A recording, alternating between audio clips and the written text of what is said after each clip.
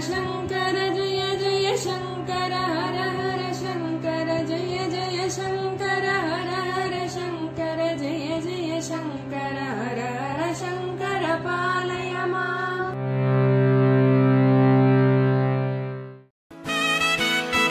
Mahasankara matrimony மிகவும் மேம்படுத்தப்பட்ட online திருமணப்பதிவு இணையதளம்.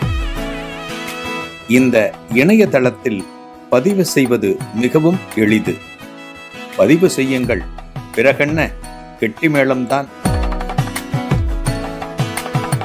உங்களுடன் நாங்கள், உங்களுக்காகவே நாங்கள். விவரங்களுக்கு தொடர்பு கொள்ளுங்கள்.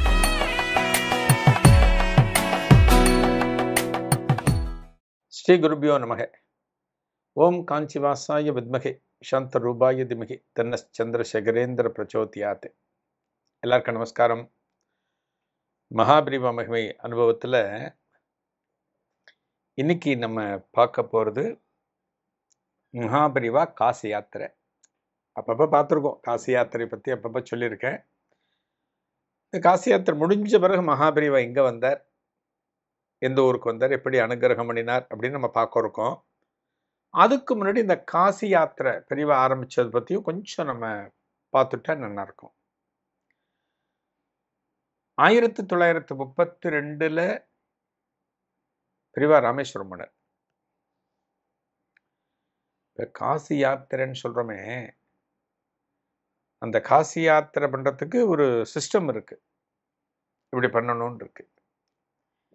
ஒரு கோவிலில் போனால் சொல்லுவா இல்லையா, முதல்ல இந்த சந்நிதி தரிசனம் பண்ணணும், அப்படம் இப்படி பண்ணணும், அப்படம் இப்படி வரணும் அப்படின்பா. அதுக்கெல்லாம் ஒரு ப்ரொசீஜர் இருக்கு, அதை நம்ம ஃபாலோ பண்ணணும். இந்த காசி யாத்திரை எப்படின்னா, முதல்ல ராமேஸ்வரம் போகணும், ஸ்நானம் பண்ணணும், தரிசனம் பண்ணணும். இந்த ராமேஸ்வரத்தில் மண் எடுத்துக்கணும், அக்னி தீர்த்தத்தில் கடலில் மண் எடுத்துக்கணும்.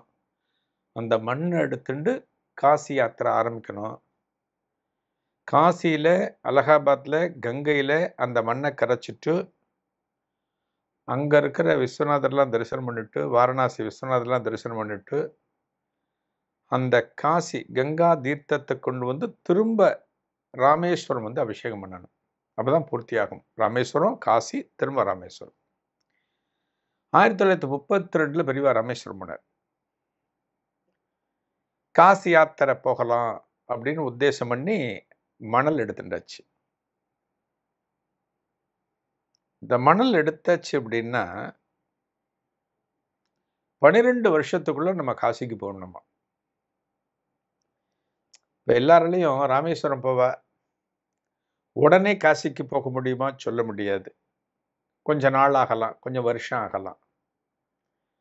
அது எத்தனை வருஷம்? 12 வருஷத்துக்குள்ள காசிக்கு போகணுமா. பெரியவா 32 போயிட்டு வந்தார். ராமேஸ்வரம் மண் எடுத்து விட்டார். அக்னி தீர்த்தத்துலேருந்து மண் எடுத்தாச்சு. இந்த மண்ணை தினமும் பூஜை பண்ணுறார். அதை எடுத்து காசிக்கு போயிடலாம், டிலே பண்ண வேணாம் அப்படின்னு பெரியவா வந்து 1933 ஆரம்பித்தார் காசி யாத்திரை. 1933, 33, 6 வருஷம். 6 வருஷம் வட இந்தியாவில், ஆந்திரா, ஒரிசா இந்த ஸ்டேட்லெல்லாம் அங்கங்கே கேப் பண்ணி 6 வருஷம் மகாபிரிவா யாத்திரை போனார். இந்த காசி யாத்திரை ஆரம்பிக்கிறதுக்கு முன்னாடி, பெரியவா புறப்படுறதுக்கு முன்னாடி, பெரியவா போறோன்னா பெரியவா மட்டும் இல்லை, யானை, குதிரை, ஒட்டகம், சிப்பந்திகள், பக்தர்கள் எல்லாம் கூட வருவா. மடத்துக்கு தேவையான பொருட்கள் எல்லாம் எடுத்துட்டு போகிறதுனால அந்த யாத்திரை கொஞ்சம் சிஸ்டமேட்டிக்காக இருக்கணும் இல்லையா. ஏனோ தானோன்னு போக முடியாது. இப்போ நம்மளே ஒரு கணவன் மனைவி ஒரு ஊருக்கு போகிறோம் அப்படின்னா நம்ம பிளான் பண்ணுறோம். அந்த ஊரில் வந்து என்ன ஹோட்டல் இருக்குது, எங்கே தங்க போகிறோம், என்னென்ன கோவில்கள் அங்கே பார்க்க போகிறோம், வேறு எதான இடத்துக்கு போக போகிறோமா, எல்லாம் முன்கூட்டியே நம்ம தெரிஞ்சுக்கிறோம், பிளான் பண்ணுறோம். பெரியவா யாத்திரை சும்மா இல்லை. பெரியவா என்ன பண்ணுறா, போகிறதுக்கு முன்னாடியே, சில மாதங்களுக்கு முன்னாடியே ஒரு அன்பரை காசிக்கு அனுப்புகிறார். எப்படி? நடந்தே போகணும். இந்த காசிக்கான பாதை ஒவ்வொரு ஊருக்கும் மாறி மாறி போகணும் இல்லையா? வழி அவர் கரெக்டா கண்டுபிடிச்சு போகணும். விசாரிச்சு போகணும். அவர் விசாரிச்சு காசிக்கு போறதுக்கு எத்தனை கால அவகாசம் மாறுது? நல்லா கவனிங்கோ. 1930s ஆரம்பத்துல கிட்டத்தட்ட 100 வருஷம் சொல்லலாம். 90 சொச்சம் வரும். 100 வருஷம் சொல்லலாம். இப்ப நமக்கு வசதி எல்லாம் இருக்கு. ஒரு காசிக்கு போகணுமா? இன்னைக்கு வந்து ஃப்ளைட் டிக்கெட் புக் பண்ணலாம். வாரணாசிக்கு போயிடலாம். விஸ்வநாதர் தரிசனம் பண்ணலாம். ஒரு நாள் இல்ல அடுத்த நாள். அதே நாள்ல கூட வந்துட முடியும் இன்னைக்கு. இன்னைக்கு இருக்கிற வசதி. அன்னைக்கு இப்படி வசதி எல்லாம் கிடையாது. 2வது காசிக்கு போறது மகாபிரிவா. மகாபிரிவா ஃப்ளைட்ல போக மாட்டார், வாகனத்துல போக மாட்டார். பிரிவா நடந்து தான் போவார். அந்த நடந்து போற யாத்திரை என்னென்ன ஊர் வழியா போகும், எப்படி போகும் அப்படிங்கிறத